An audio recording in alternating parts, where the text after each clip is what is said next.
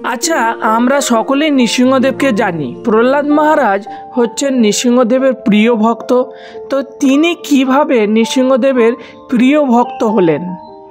প্রভুজি প্রাচীন কল্পে প্রহ্লাদ মহারাজের নাম ছিল বসুদেব। তিনি কোনোদিন আগে কোনো শুভকর্ম করেন, তিনি বেশা আসক্ত ছিলেন। প্রহ্লাদ মহারাজ কিভাবে ভগবান নৃসিংহদেবের প্রিয় ভক্ত হলেন এ বিষয়ে একটি কাহিনী আছে। সেই কাহিনীটি আপনাকে বলছি, আপনারাও মনোযোগ সহকারে শ্রবণ করুন।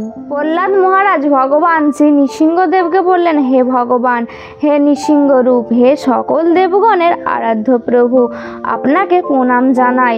আমি জিজ্ঞাসা করছি, হে প্রভু, তোমার প্রতি আমার ভক্তি কী রূপে উৎপন্ন হলো? কী রূপে আমি তোমার প্রিয় ভক্ত হলাম? প্রহ্লাদ মহারাজও ভগবান শ্রী নৃসিংহদেবের কাছে জানতে চেয়েছিলেন যে কিভাবে আমি আপনার প্রিয় ভক্ত হলাম। তার উত্তরে শ্রী নৃসিংহদেব বললেন, হে বুদ্ধিমান, একান্ত মনে শোনো। প্রাচীন কল্পে তুমি ব্রাহ্মণ ছিলে, কিন্তু বেদপাঠ করনি। তোমার নাম ছিল বসুদেব এবং তুমি ছিলে বেশ্যাসক্ত। তোমার কোনো সুকর্ম ছিল না, কেবল একটি মাত্র তুমি আমার ব্রত করেছিলে। সেই ব্রত প্রভাবে তোমার এরকম আমার প্রতি ভক্তি হয়েছে। তখন প্রহ্লাদ বললেন, হে নৃসিংহ, হে অচ্যুত, হে প্রভু, আমি কার পুত্র হয়ে কি করতাম? বেশ্যাসক্ত অবস্থায় কিভাবে তোমার ব্রত করলাম, দয়া করে বলুন। নৃসিংহদেব তখন বললেন, পুরাকালে অবন্তিপুরে এক বেদজ্ঞ ব্রাহ্মণ ছিল। তার নাম ছিল বসু শর্মা। ধর্মপরায়ণ ও বৈদিক ক্রিয়া অনুষ্ঠানে তৎপর। তার ভার্যা জগৎ প্রসিদ্ধা সুশীলা, প্রতিব্রতা, সদাচারিণী। তাদের 5 পুত্র ছিল। 4 জন ছিল সদাচারী, বিদ্বান, পিতৃভক্ত, কিন্তু কনিষ্ঠ পুত্র ছিল অসদাচারী, সর্বদা বেশ্যা আসক্ত, সুরাপায়ী। সেই কনিষ্ঠ পুত্রটি ছিলে তুমি। নিত্য বেশ্যাগৃহেই তুমি বসবাস করতে। এক বনের মধ্যে তুমি ও তোমার বান্ধবী বেড়াতে গিয়েছিলে। তোমরা মনে করেছিলে দিনটা বেশ ভালোই কাটবে, কিন্তু তোমাদের নিজেদের মধ্যে চরিত্র বিষয়ে বিশেষ রকমের কলহ বেঁধে যায়। তোমাদের মধ্যে মনোমালিন্যের কারণে মৌনভাবে তোমরা আলাদাভাবে একটি স্থানে এসে বসেছিলে।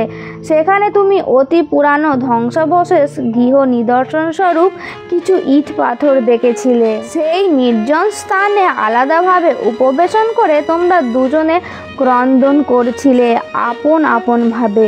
সারাদিন তোমরা অনাহারী ছিলে, এমনকি জল পর্যন্ত পান করনি। সারা রাতও তোমরা জাগরিত ছিলে।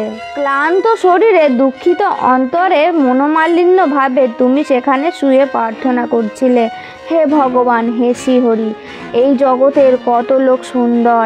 আমার বাবা মা কত সুন্দর ধর্মপ্রাণ, আমার ভাইয়েরা কত সুন্দর, তারা নিষ্ঠাবান, চরিত্রবান, কিন্তু আমি অধপতিত, আমি মহা মন্দমতি, আমি চরিত্রহীন, পথের পাগলের চেয়েও অধম। হে ভগবান, ভালো লোকেরা তোমার শরণাগত, আমি মূর্খ, কারো শরণাগত নয়। আমি অতি নিঃসঙ্গ, আমি বড় অসহায় অবস্থায় তোমার কাছে প্রার্থনা করছি, হে ভগবান, আমাকে বিশুদ্ধ জীবন দান করো। এভাবে তুমি ক্রন্দন করছিলে। আর তোমার সেই বান্ধবী, সেও একান্ত মনে প্রার্থনা করছিল, হে ভগবান, আমি সমাজের মধ্যে সবচেয়ে জঘন্য স্তরের জীব। সভ্য সমাজ থেকে আমি বিক্ষিপ্ত ও বিচ্ছিন্ন। এই জগতে অনেক নিষ্ঠাবতী, সাধ্যবী, সুন্দরী নারী রয়েছে, আর আমি মহাপাপী, গণিকাবৃত্তি করেই জীবন নষ্ট করেছি। প্রতিদিনই কেবল পাপের বোঝা বাড়িয়েছি। নরক যাতনা কতই না আমার জন্য অপেক্ষা করছে। ভদ্র সমাজে কেউ কোনো দিন আমাকে তাকাতেও চায় না। আমিও এই জগতের কোনো পথ খুঁজে পাই না। হে পরম করুণাময় ভগবান, যদি তোমার অহৈতুকী কৃপাদৃষ্টি আমার প্রতি থাকে, তবে দয়া করে আমার এই জীবন পরিবর্তন করে দাও। এভাবে সে আকুল অন্তরে ক্রন্দন করতে লাগলো। শ্রী নৃসিংহদেব বললেন, হে প্রহ্লাদ, সেই স্থানটি ছিল আমার প্রাচীন মন্দির। সেই দিনটি ছিল বৈশাখ মাসের শুক্লা চতুর্দশী, আমার আবির্ভাবের দিন। তোমরা উপবাসে ছিলে, রাত্রে জাগরণ করেছিলে, জীবনের কল্যাণ প্রার্থনা করেছিলে, অর্থাৎ অজ্ঞাতসারেই তোমরা আমার পরম মঙ্গলময় চতুর্দশী ব্রত পালন করেছিলে। সেই ব্রত প্রভাবে তুমি এ জন্মে আমার প্রিয় ভক্তরূপে জন্মগ্রহণ করেছ। আর সেই বেশ্যাও স্বর্গলোকে অপ্সরা জীবন লাভ করে ত্রিভুবনে সুখচারিণী হয়েছে। এই কাহিনীটি থেকে আমরা বুঝতে পারলাম যে প্রহ্লাদ মহারাজ অজ্ঞাতসারে নৃসিংহ চতুর্দশী ব্রত পালন করে ভগবান শ্রী নৃসিংহদেবের প্রিয় ভক্ত হয়েছিলেন।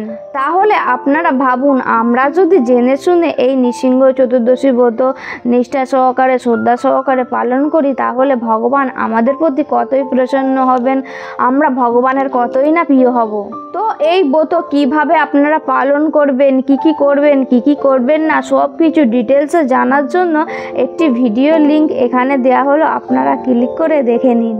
আর এই লিঙ্কটা ডেসক্রিপশানেও দেওয়া থাকবে, আপনারা সেখানে ক্লিক করেও দেখে নিতে পারেন। ভিডিওটি লাইক শেয়ার করবেন, কিছু জানার থাকলে কমেন্ট করবেন, আর এরকম ধরনের ভিডিও পাওয়ার জন্য চ্যানেলটিকে সাবস্ক্রাইব করবেন। ভালো থাকবেন, দেখা হচ্ছে পরের ভিডিওতে। হরে কৃষ্ণ, জয় নৃসিংহদেব ভগবান কি জয়।